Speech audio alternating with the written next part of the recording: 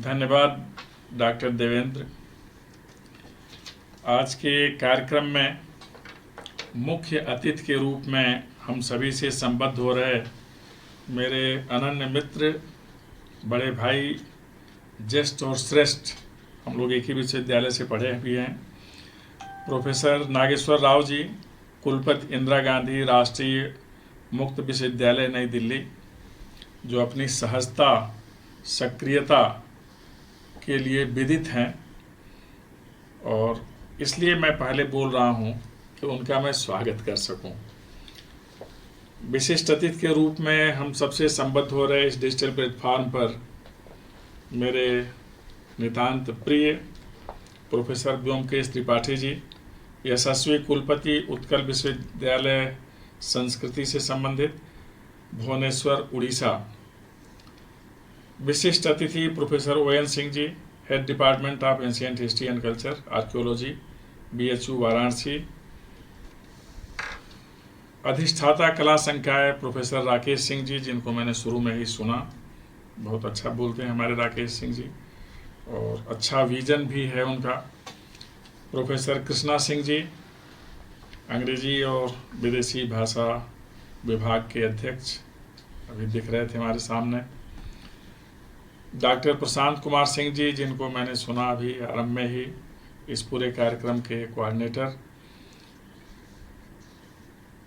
Doctor Ravindra Shukla ji, doctor Prashant Singh ji, सुश्री Theresa दारलांग, जिनको मैं पहचान पा रहा था स्क्रीन पर, डॉक्टर देवांगन खेमचंद, और सामाजिक विज्ञान संकाय के अध्यक्ष के बारे में, अधिष्ठाता के बारे में पहले ही चर्चा कर चुका प्रिय राकेश सिंह जी, जिनके देख रेख में और जिनकी सक्रियता से ही यह कार्यक्रम संपन्न हुआ। कोऑर्डिनेटर इस कार्यक्रम के डॉक्टर ललित कुमार मिश्र जी। 15 प्रांतों से 205 यशस्वी प्रतिभागीगण, जिसमें कई ख्याति लब्ध आचार्य हैं, लगभग 7-8 के आसपास हमारे सह आचार्य हैं जिन्होंने अपने क्षेत्र में बहुत ज़्यादा काम किया है, शेष हमारे सहायक आचार्य। ये अतिशय प्रसन्नता की बात है कि इतने ज़्यादा प्रांतों से और इतने अधिक शिक्षक प्रतिभागीगण ऐसे कार्यक्रम में भाग ले रहे हैं। साथ ही वे सभी जो किसी न किसी रूप में आज के कार्यक्रम से संबद्ध हैं, प्रतिभागिता कर रहे हैं अथवा देख रहे हैं या सुन रहे हैं। मैं अभी फीडबैक भी ले रहा था, सुन रहा था डॉक्टर राहुल राज जी से और डॉक्टर GS महापात्र जी से। मुझे बहुत अच्छा लगा कि जब प्रतिभागी संतुष्ट होते हैं और उन्हें लगता है कि यहाँ से बहुत कुछ लेकर जा रहे हैं, तो यह वक्तव्य ही पूरे कार्यक्रम की सफलता का उद्घाटक होता है।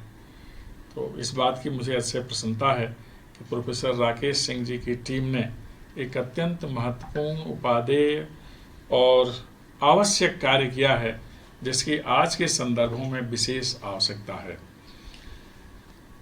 इस पूरे फैकल्टी डेवलपमेंट प्रोग्राम का जो विषय था वह था application of digital tools and technology in teaching and learning. आज हम एक अदृश्य विषाणु के दौर में हैं, जिसका समाधान अभी दृश्यमान जगत नहीं कर पा रहा है, जिसने जीवन की गति को ठहरा सा दिया है, उत्पादन, आय, आजीविका के साधनों को, जिन्हें हम प्रगति के सोपान कहते हैं, सब पर विराम लगा दिया है। ऐसे विषाणु से अगर हम किसी माध्यम से लड़ रहे हैं, एक दूसरे से मिल रहे हैं, संवाद कर रहे हैं, ज्ञान का प्रसार, संचार कर रहे हैं, तो वह है डिजिटल मोड, अदृश्य माध्यम, जिसके चलते हम सभी अपने अपने स्थान से ही सही अपने अपने लिए निर्धारित कार्यों को संपन्न कर रहे हैं। तो इस डिजिटल प्लेटफॉर्म की तो आज बहुत ज़्यादा उपादेयता है। इसके जो टूल्स हैं, इंटरनेट है, व्हाट्सएप है, इंस्टाग्राम है और बहुत कुछ, हर विश्वविद्यालय का अपना एक प्लेटफॉर्म हो गया है आज। UGC और MHRD के भी डिजिटल प्लेटफॉर्म्स हैं, उनके द्वारा बहुत सारी सामग्री हमें दी जा रही है। और आज के जो मुख्य अतिथि हैं, उन्हें इस प्रकार की सामग्री तैयार करवाने में, अपलोड करवाने में और उसके माध्यम से ज्ञान क्षेत्र का विस्तार करने में निपुणता प्राप्त है। इसलिए मुझे बहुत खुशी है कि ऐसे मुख्य अतिथि इस कार्यक्रम के हैं।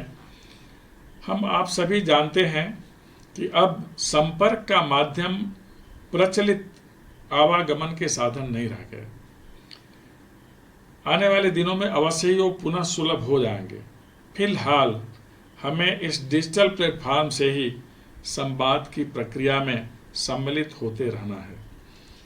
जब लॉकडाउन की प्रणाली शुरू की गई पूरी दुनिया में, तो एक नई कार्य संस्कृति का उद्घोष हुआ, वर्क फ्रॉम द होम।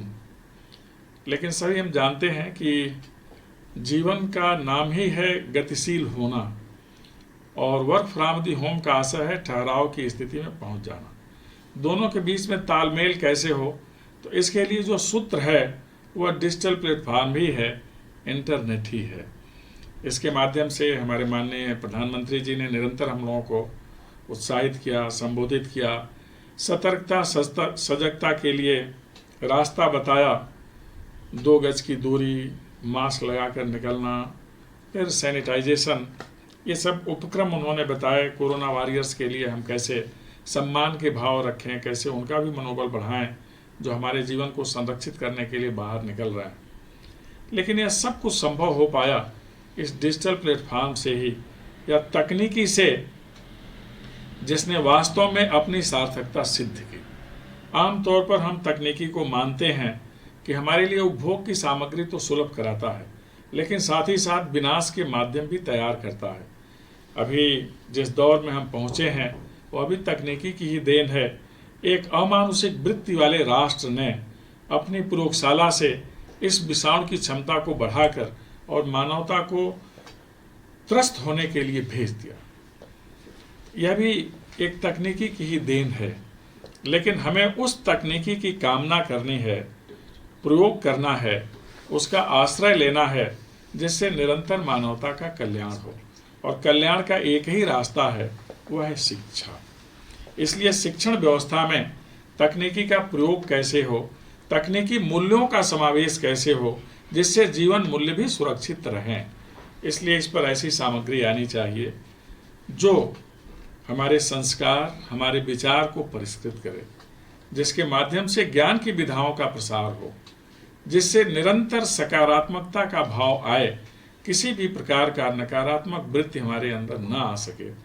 इस प्रकार की सामग्री का आश्रय हमें लेना है इस डिजिटल प्लेटफॉर्म से। आपने इतने दिनों में विधिवत जानकारी कर लिया होगा कि तकनीकी के दौर में टैलेंट के साथ टेक्नोलॉजी का समन्वय कैसे करें। हर आदमी के पास प्रतिभा है, और यह प्रतिभा पूरे वैश्विक मंच पर दिखने लगती है जब हम टेक्नोलॉजी के साथ सामंजस्य स्थापित कर लेते हैं। तो आज का दौर तकनीकी और टैलेंट के साथ साथ चलने का दौर है। आज का दौर मनुष्य बनाम मशीन का नहीं है, मनुष्य और मशीन के साथ साथ चलने का दौर है। निश्चित रूप से स्वामित्व तो मनुष्य के हाथ में ही होना चाहिए। आज का दौर हम रियल क्लासरूम और वर्चुअल क्लासरूम दोनों के साथ साथ चलने का दौर है। यद्यपि इस समय हम रियल क्लासरूम का आश्रय नहीं ले सकते, इसलिए वर्चुअल क्लासरूम के माध्यम से ही हम अपने विद्यार्थियों को, अपने मित्रों को, शुभेच्छुओं को, जिज्ञासुओं को संबोधित कर सकते हैं और उनकी जिज्ञासाएं पूछ सकते हैं। इसलिए एक माध्यम बहुत महत्वपूर्ण है आज के दौर में। गत कई वर्षों से एक शब्द चलता था, आर्टिफिशियल इंटेलिजेंस। अब पुनः जो नेचुरल इंटेलिजेंस है, जो हमारा ब्रेन है, और आर्टिफिशियल इंटेलिजेंस जो कंप्यूटर है, अब इसमें तालमेल बिठाना है। और हमेशा ध्यान रखना है कि computer must be guided by human brain. ये ह्यूमन ब्रेन को कंप्यूटर द्वारा गाइड नहीं होने देना है। शिक्षा का यही भाव होता है कि मनुष्य में मनुष्यता का भाव रहे, और मनुष्य की जो क्षमता है, बौद्धिक क्षमता, इसके समानांतर दूसरी कोई क्षमता हो ही ना सके। लेकिन यह क्षमता होनी चाहिए प्रकृति से तादात्म्य के साथ और वैश्विक व्यवस्था में सुधार के लिए। जो हमारी प्रवृत्ति है, पूरी धरा को परिवार मानने के लिए। हमारे यहाँ कहा ही जाता है महोपनिषद में, अयम निज परो वेति गणनानुचेत साम उदार चरिता नाम तो वसुधैव कुटुंबकम। हमारी जो परंपरा है, हमारी संस्कृति है, हमारी मान्यता है, हमारी विचारधारा है, इसमें पूरे धरा को ही परिवार मानने का विधान है। आज के दौर में हम परिवार के पास हैं, परिवार के साथ हैं, परिवारिक जनों के साथ हैं, और दुनिया में जहाँ भी हमसे संबद्ध लोग हैं, भारत परिवार के लोग, उनसे हम जुड़े हुए हैं और इस तरह से पूरी बसदा को ही परिवार मान के चल रहे हैं। उनसे संवाद करने का विधान हम इसी माध्यम से देख रहे हैं। आज आवश्यकता है, हम जब क्लासरूम टीचिंग करते हैं तो हम निश्चित रूप से समाज शैली में अध्यापन करते हैं और व्यास शैली को आगे रखते हैं, सूत्र से आरंभ करते हैं और भाष्य पर खत्म करते हैं। लेकिन आज जरूरत है कि हम सिर्फ समाज शैली में अध्यापन का कार्य करें। व्यास शैली में डिजिटल मोड की सीमा है, तो इसलिए बहुत विस्तार में हम ई कंटेंट न रखें। हम उतना ही सूत्रात्मक सार रूप में कम से कम में अधिक से अधिक जानकारी देने का विधान करें। आप सभी को एक रोचक संदर्भ बताता हूँ, जो हमारी उम्र सीमा तक पहुँच रहे होंगे वो जानते होंगे, प्राचीन काल में संवाद की एक शैली थी, पत्र। गाँव में पत्र जाता था, या शहरों में भी, नगर तो थे, महानगर नहीं थे, तो उसमें विशेष रूप से लिखा होता था अंत में, थोड़ा लिखना बहुत समझना। तो आज उसी सूत्र को हमें फिर से लेना है, सूत्र के रूप में हमें ई कंटेंट रखना है, ताकि विद्यार्थी या जिज्ञासु अपने को बोझिल ना अनुभव करे, और उसमें इतनी रोचकता होनी चाहिए कि उससे पूरा भाष्य कर ले, भाष्य उसके ऊपर छोड़ देना चाहिए। ई कंटेंट कैसे तैयार हो, मुझे पूरा विश्वास है कि आप सभी को दक्ष आचार्यों ने तो बताया ही होगा। हमारे कंप्यूटर एनालिस्ट अरविंद गौतम जी ने भी आपको बताया होगा कि कैसे हम करें। और इस माध्यम से एक बात और भी सामने आई, जिसे देखकर मुझे बहुत अच्छा लगा, कि हम वर्चुअल क्लासरूम की तरह ही वर्चुअल लैब भी तैयार कर सकते हैं, कि हम प्रयोग करते हुए अपने विद्यार्थी को, अपने जिज्ञासु को दिखला सकते हैं कि किस तरह से प्रयोग करना है। वास्तविक निर्णय, वास्तविक निष्कर्ष तो रियल क्लासरूम में आएगा, लेकिन एक अनुमानित निर्णय हम वर्चुअल लैब से भी निकाल सकते हैं। इस अध्ययन की प्रक्रिया में आपने इसको देखा होगा। बहुत सारी बातें हैं जिन्हें हम इस माध्यम से कर सकते हैं। शिक्षक अच्छा वही होता है जो एक बहुत अच्छा विद्यार्थी होता है। तो एक अच्छा शिक्षक विद्यार्थी होता है, इस भाव की अभिव्यक्ति आप लोगों ने 2 सप्ताह में अवश्य की है। मुझे इसका भान है, नित्य मुझे कुछ जानकारी इस संदर्भ में मिलती थी। इसलिए शिक्षक को हमेशा अपडेट होना होता है, और अपडेट रहने में डिजिटल मोड की बहुत बड़ी भूमिका है, क्योंकि आज हम सीधे बड़ी लाइब्रेरी में नहीं जा सकते, बड़ी पुस्तकें नहीं मंगा सकते। तो ई लाइब्रेरी के माध्यम से, जिसे डिजिटल लाइब्रेरी भी कहते हैं, ई बुक्स के माध्यम से, ई जर्नल्स के माध्यम से, ई न्यूज़पेपर्स के माध्यम से हम अपने को अपडेट कर रहे हैं। क्योंकि जो यथार्थ के धरातल पर किताबें हैं, अखबार हैं, वहाँ तक पहुँच आजकल थोड़ा सुरक्षित नहीं माना जाता। इसलिए हम इसी प्लेटफार्म से अपने ज्ञान को समय के साथ रख पा रहे हैं। आप सभी देखते होंगे टीवी के माध्यम से, इंटरनेट के माध्यम से हम सूचनाओं से अद्यतन अवगत रहते हैं। इसलिए हमें अपडेट करने का काम भी यह तकनीकी ही करती है, और शिक्षक को तो अवश्य ही अपने को अपडेट रखना पड़ता है, क्योंकि उसे ऐसी जिज्ञासाओं का भी समाधान करना होता है जो पुरातन पुस्तकों में नहीं है, जो विद्यमान पुस्तकों में नहीं है। तो इसलिए हमें अपडेट रहना होता है, न केवल सूचना से, अपितु सूचना के पीछे की जो दृष्टि है, जो ज्ञान है, उससे भी हमें अवगत होना होता होगा।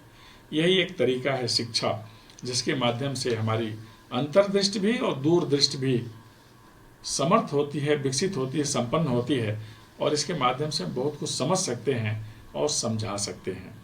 इतने दिनों में आप लोगों ने बहुत अच्छा वक्तव्य सुना होगा। जिन आचार्यों के नाम लिए गए, मुझे बहुत अच्छा लगा। उनमें से मैं बहुतों से व्यक्तिगत रूप से अवगत हूँ। सभी अपने अपने क्षेत्र के विशेषज्ञ लोग हैं। हमारे विश्वविद्यालय के भी जितने शिक्षक बंधु आपके साथ रहे हैं, ये सभी बहुत उद्यमी लोग हैं, बहुत अच्छे अनुसंधानकर्ता हैं, बहुत अच्छे लेखक भी ये लोग हैं, संगठनकर्ता हैं, और समन्वय की वृत्ति बहुत है यहाँ के शिक्षक लोगों में, सहयोग की वृत्ति बहुत है। आप सभी ने देखा होगा कि सभी सकारात्मकता से लबरेज हैं, भरे हुए, और ये हमारे सभी शिक्षक लोगों में यह भाव होना चाहिए। मुझे पूरा विश्वास है कि ये जो 2 सप्ताह का कार्यक्रम चला है, इससे आपको बहुत महत्वपूर्ण सूचनाएं भी मिले होंगी और अनुभव भी मिला होगा।